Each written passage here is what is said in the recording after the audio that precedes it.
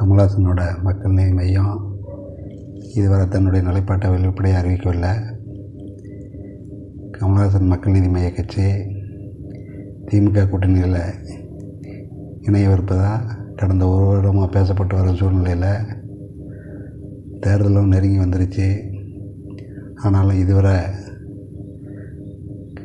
மக்கள் நீதி மையம் தன்னுடைய நிலைப்பாட்டை தெரிவிக்காமல் கூட்டணியில் நுழையாமல் உள்ளது.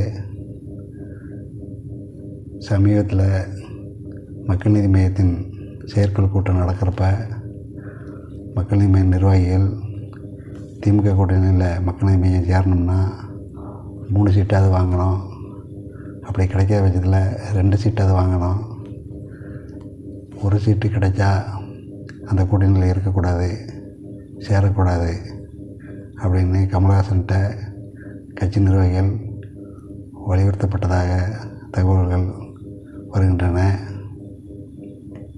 கமல்ஹாசனும் 2 சீட்டாவது வாங்கணும், 1 சீட்டு வாங்கக்கூடாது அப்படிங்கிற கான்செப்டில் உறுதியாக இருக்கார்.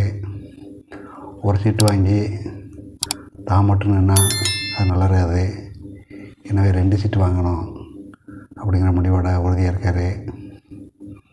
திமுக மக்கள் நீதி மையத்துக்கு 1 சீட்டு மட்டும்தான், அதுவும் கமல்ஹாசன் நின்னா தான் அது சாத்தியமாகும் அப்படிங்கிற முடிவில் உறுதியாக இருக்குது. கூட்டணியில் மக்கள் நீதி மையம் சேரும் பட்சத்தில் இந்த இடஒதுக்கீட்டில் இடங்கள் அதிகரிக்குமா, இதே இடங்கள் தான் இருக்குமாங்கிறத போக போக தான் தெரியும். நன்றி, வணக்கம்.